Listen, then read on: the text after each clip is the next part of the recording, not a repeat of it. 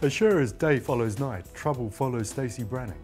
The cat refuses to give up on her and comes up with a plan to get her back. She heads to prison to visit Janine to try and clear the way for Stacey to return to the square an innocent woman. But will Janine play the game? Meanwhile, Alfie fears what Stacey will do to his family and asks her to go. She does, but is rumbled by some locals as she leaves. Later, Alfie tries to convince Kat and Stacey not to go along with Janine's heavy demands, but they're determined, while Luke turns up looking for her.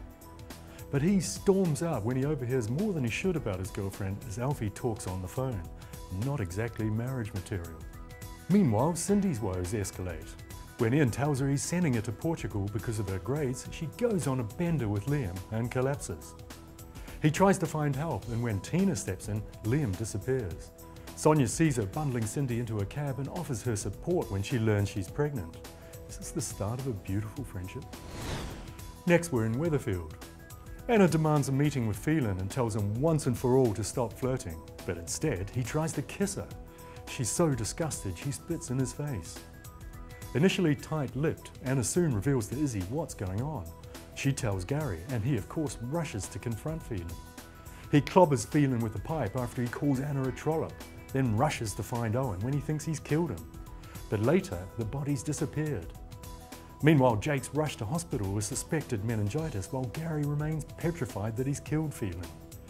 Eileen's suspicions are confirmed when she dupes Marcus into admitting he slept with Todd, while he tells Marcus he's living a lie when he learns he intends to adopt Liam.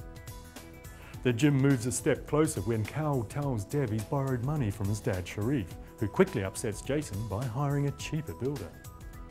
Jason's furious with Tony for insisting he put up his quote, while Dev's hopes for a low-key 50th birthday may be ruined. Last, we drop in on Emmerdale.